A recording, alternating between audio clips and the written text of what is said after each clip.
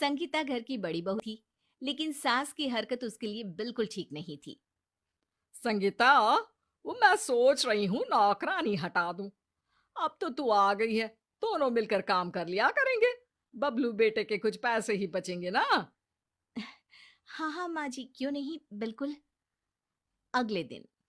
अरे संगीता, मैं जरा मंदिर जा रही हूँ, आकर नाश्ता करूंगी। ठीक है माँ जी। संगीता किचन में जाती है तो याद आता है कि ये सारे गंदे बर्तन उसको ही साफ करने हैं, क्योंकि अब तो कोई नौकरानी नहीं आएगी। वो घड़ी देखती है। ओहो, माँ जी तो आधे घंटे में आ जाएंगी। कैसे करूं? ऐसा करती हूँ, जरूरी बर्तन अभी धो लेती हूँ, बाकी सासू माँ नाश्ता करके धो देंगी। बोल तो रही थी कि मिलजुल कर लेंगे। तभी सास की एंट्री हो जाती है। अरे बहू, बहुत भूख लग रही है, नाश्ता तैयार है ना? जी माँ जी। तभी संगीता का देवर आ जाता है। भाभी, नाश्ता दे दो ना, ऑफिस जाना है। हाँ भैया, बैठिए ना। संगीता दोनों को नाश्ता देती है कि तभी पति भी आ जाता है। संगीता, चाय बना दो। हाँ बहू, चाय तो मैं भी पी लूंगी। बेचारी बहू भाग भाग कर कभी चाय बनाती है तो कभी नाश्ता। माँ जी, मैं नहाने जा रही हूँ। नहाकर पूजा करके ही कुछ खा पाऊंगी। देर हो रही है, भूख भी लग रही है। किचन संभाल दीजिएगा। वाह, यही सिखाया है तेरी माँ ने कि सास को ऑर्डर दे। हैं? अरे साफ साफ सुन ले, काम तुझे ही करना है घर का। संगीता बेचारी क्या करती, चुपचाप किचन में जाकर पूरा काम निपटा कर नहा धोकर तैयार होकर किचन में कुछ खाने जाती ही है कि सास की आवाज आ जाती है। अरे खाना क्या तेरे मायके से आ रहा है? संगीता चुपचाप दिन का खाना बनाने में लग जाती है, लेकिन सास का सितम संगीता पर जारी ही रहता है। एक दिन, सुनिए ना, मैं सारा सारा दिन काम करके थक जाती हूँ। सासू माँ ने शुरू में कहा था कि नौकरानी हटा दो, मैं साथ में मदद करूंगी, लेकिन अब तो वो खाट को छोड़ती ही नहीं है। आप किसी तरह घर में नौकरानी रखवा लीजिए ना। बबलू बीवी को आश्वासन देता है कि वो उसके लिए घर में नौकरानी रखवा देगा। लेकिन अगले दिन जब नौकरानी घर आती है तब सास। ए, किसने बुलाया तुझे यहाँ? किसने क्या? बहू ने बुलाया है काम करने के लिए। बेचारी क्या क्या करेगी अकेले। कैसी फूल सी आई थी भूरिया, लेकिन तुमने तो इसकी हालत ही खराब कर दी है। सास को नौकरानी की बात पर गुस्सा आ जाता है। वो जोर जोर से चिल्लाती है। अरे कौन इस बदतमीज नौकरानी को घर के अंदर लेकर आया? अभी निकालो इसे घर से, वरना। हाँ हाँ, मैं अभी भगाती हूँ। बहू रानी, इतना भी ना दब इस जालिम से। हाँ। निकालो इसे। सास का पारा सातवें आसमान में होता है। रात को जब बबलू ऑफिस से घर आता है। माँ, ये एक रिश्ता छोटे भाई डब्बू के लिए आया है। लड़की का नाम सीमा है, बहुत होशियार और समझदार है। सास संगीता की तरफ देखती है। हाँ हाँ, करवा दे शादी। इस बेवकूफ के बस की नहीं, अब घर देखना। छोटी आएगी तब इसकी अकल ठिकाने लगाएगी। संगीता कुछ नहीं कहती, लेकिन सास के दिमाग में नई खुराफात घर कर लेती है। अगली सुबह। हाय रे, जल गई। इस संगीता ने तो मुझे जान से मारने की साजिश कर डाली। अरे क्या हुआ माँ? क्या हुआ माँ जी? अरे माँ जी की बच्ची, नहाने का पानी इतना गर्म था कि मैं जल ही गई। लेकिन मैंने तो पानी गर्म किया ही नहीं। अरे झूठ बोलने में तो तू कमाल की है। वैसे भी अगले महीने डब्बू की शादी होते ही तुम दोनों अपना ठिकाना कहीं और ढूंढ लेना। मैं नहीं चाहती कि मेरी नई बहू को तुम भड़का दो। अरे, ये क्या बोल रही हो माँ? हम कहाँ जाएंगे?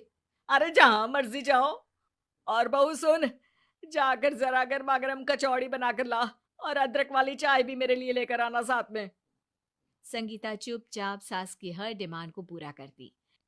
और फिर वो दिन भी आ जाता है जब छोटी बहू घर आ जाती है और संगीता को पति के साथ घर छोड़कर जाना पड़ता है। नए घर में। मुझे माफ कर दीजिए, मेरे कारण आपको अपना घर छोड़कर आना पड़ा। अरे कोई बात नहीं। वैसे भी तुम्हारी खुशी के बारे में मैंने कभी ध्यान नहीं दिया। तुम अब अपने पर ध्यान दो, घर सजाओ और जैसी मर्जी कपड़े पहनो। अब जिंदगी जीने की कोशिश करो संगीता। तुमने हर कदम पर सहा, लेकिन अब नहीं। वहीं दूसरी तरफ और सीमा बहू, सुबह की चाय नहीं मिली अभी तक। माँ जी, मैं जल्दी से चाय चढ़ाती हूँ। आप एक काम करो, 2-4 कप धोकर दे दो मुझे। सास नई बहू को कुछ नहीं कहती और कप धोकर दे देती है। अरे बहू, कल से थोड़ा जल्दी उठ जाना, क्योंकि बर्तन तुम्हें ही तो धोने हैं। ठीक है माँ जी, कोई बात नहीं, लेकिन आप भी ना जरा जल्दी उठकर नाश्ते और चाय का इंतजाम कर लीजिएगा। वो क्या है, मैं ज्यादा देर भूखी नहीं रह सकती। अरे वाह वाह वाह, यही सिखाया है तेरी माँ ने। ए औरत, मेरी माँ का नाम ना ले। मेरी माँ ने मुझे पढ़ाया लिखाया है। जितना तुम्हारा बेटा कमाता है उतना ही कमाना सिखाया है। और हाँ, कल से मैं नौकरी करूंगी। घर के काम के लिए यहाँ नौकरानी होगी। फिर क्या, वही नौकरानी की एंट्री घर में दोबारा हो जाती है। आय हाय अम्मा जी, ये क्या? ये बहू रानी तो थोड़ी टेढ़ी निकली। संगीता बहू तो हर बात पत्थर की लकीर की तरह मानती थी। अरे चुप रह, क्या बकवास कर रही है? इसे भी मैं सीधा कर दूंगी। अरे बहू, जरा कचौड़ी बना कर ला और साथ में अदरक वाली चाय। अब जब सारा काम नौकरानी करेगी तो तू क्या सारा दिन ये सीरियल देखेगी? ना माँ जी ना, सीरियल क्यों, फोन पर गेम भी तो खेलने होते हैं ना। अच्छा, क्या चाहिए था आपको? कचौड़ी? अरे मैं क्या कोई कल्लू हलवाई हूँ जो कचौड़ी पकौड़ी मुंगोड़ी बनाऊं? है, दाल और चाय बनानी आती है मुझे। आटा गूंद दूंगी, रोटी भी आपको ही बनाना होगा। और हाँ, चाय बनाओ तो 1 कप मेरे कमरे में दे देना। याद रखना, चीनी कम लेती हूँ मैं। सास मुंह नीचे करके किचन में जाती है तो सामने संगीता खड़ी दिखती है। सास की आंखों में पानी भर जाता है। संगीता बेटा, अच्छा हुआ तू आ गई। देख रही है तेरी सास की क्या हालत कर रखी है इस लड़की ने। अरे बेटा, सुबह से कुछ खाया नहीं है, जरा 1 कप चाय तो बना दे। लेकिन ये क्या, अगले ही पल जिसे वो संगीता समझकर बात कर रही थी वो तो नौकरानी बन जाती है। और अम्मा जी, पगला गई हो क्या? क्या संगीता भाभी का नाम लेकर बड़बड़ा रही हो? देखा माँ जी, आपने एक अच्छी लड़की की कदर नहीं समझी और आपकी छोटी बहू ने आपको सबक सिखा दिया। सास संगीता को फोन करती है। बेटा संगीता, घर वापस आ जा।